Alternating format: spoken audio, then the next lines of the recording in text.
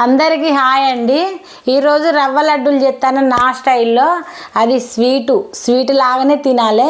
Sweet అంటే మాకు ఇష్టం. మీకు ఎంతమందికి ఇష్టమో కామెంట్ చేయండి. అమ్ములకైతే ఫుల్ ఇష్టం. కొబ్బరి మిక్సీ పట్టిన, పచ్చి కొబ్బరి ఇది మిక్సీ పట్టిన. ఇప్పుడు ఇది వడగడదాం.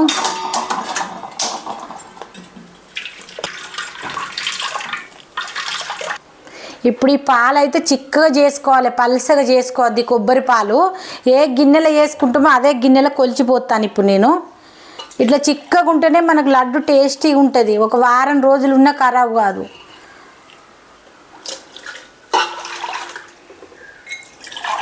కరెక్ట్ 2 గ్లాసులు అయినాయి. 1 గ్లాసు రవ్వ పోసుకుందాం. ఈ 2 గ్లాసుల పాలకు 1 గ్లాసుల రవ్వ పోసుకోవాలి. ఇది నానాలి రవ్వ కోసేపు. ఒక 5-10 నిమిషాలు కలిపి పెడితే పక్కకు నానుతుంది అది. ఇదైతే నేను కలుపుతానా. ఇది కొంచెం నానాలి రవ్వ. కొంచెం కొద్దిగా అంత వేస్తే ఇంకొక చిన్న కప్ అంతా, ఎందుకంటే కొంచెం ఎక్కువనే ఉన్నాయి కదా పాలు. ఒక చిన్న కప్ అంత వేసిన. ఇది నానాలి మంచిగా. ఈ పాలన్నీ గుంజుకోవాలి. ఇది రవ్వ ఇది నానేంతసేపట్లో మనం బెల్లం కరగబెట్టుకుందాం. ఇది పక్కకు పెడతానా. బెల్లం అయితే ఈ స్వీట్ని బట్టి కొంతమంది ఎక్కువ తింటారు, కొంతమంది తక్కువ తింటారు. నేనైతే దానికి బట్టి కొంచెం మామూలుగానే ఎత్తానా. మీరు ఎక్కువ వేసుకునే వాళ్ళు ఎక్కువ వేసుకోండి. ఇది కరగబెట్టుకోవాలి. కొన్ని వాటర్ పోసి కొద్దిగా వాటర్ ఎత్తాను, కొంచెం అని వాటర్ ఎత్తాను, ఎందుకంటే అది కరగాలి కాబట్టి. ఇప్పుడైతే ఇది మంచిగా గుంజుకున్నది వాటరు. ఇప్పుడు దీన్ని మనం పొయ్యి మీద పెట్టుకుందాం. అటు బెల్లం కరుగుతుంది, ఇటు ఇది ఉడుకుతుంది మంచిగా.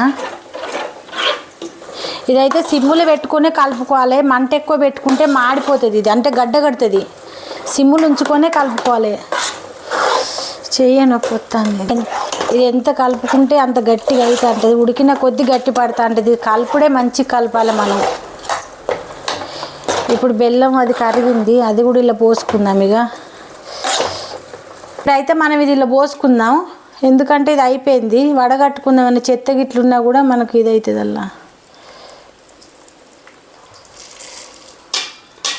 కలుపుతూనే ఉండాలి. మంచిగా కలుపుడే మంచిగా ఉండాలి. దీనికి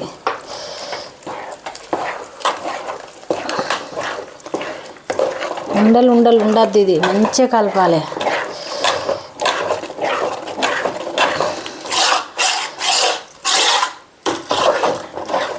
కొద్దిగా విలాచీల పొడి ఎత్తానా.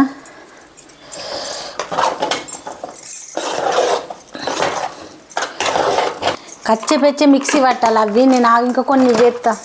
కొన్ని జీడిపప్పు, కొంచెం బాదం కచ్చెపెచ్చే మిక్సీ పట్టుకుందాం. ఇట్లా కచ్చెపెచ్చ బరక పట్టుకుంటే మనకు మంచిగా ఉంటుంది. అలా తింటా అంటే కొంచెం నెయ్యి ఉన్న వాళ్ళు వేసుకోవచ్చు, కానీ మీ నెయ్యి తినం.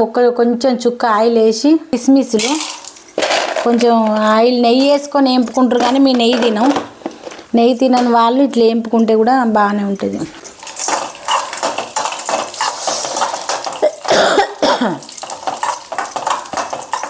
కొన్ని పుచ్చ గింజలు కూడా వేపుకుందాం కొద్దిగా.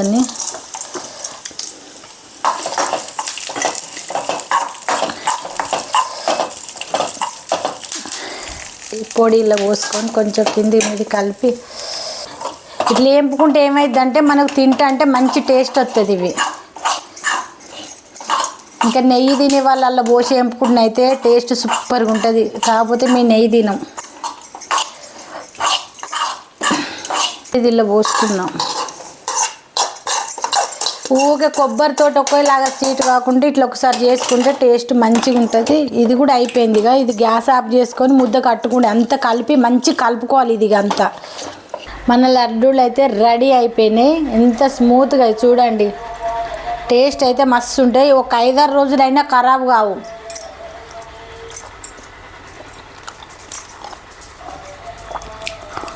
సూపర్ టేస్ట్ ఉన్నాయి. రవ్వతోటి కొబ్బరితోటి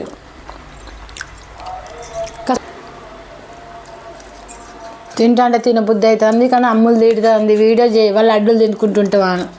టేస్ట్ అయితే సూపర్ ఉన్నాయి. తప్పకుండా ట్రై చేయండి.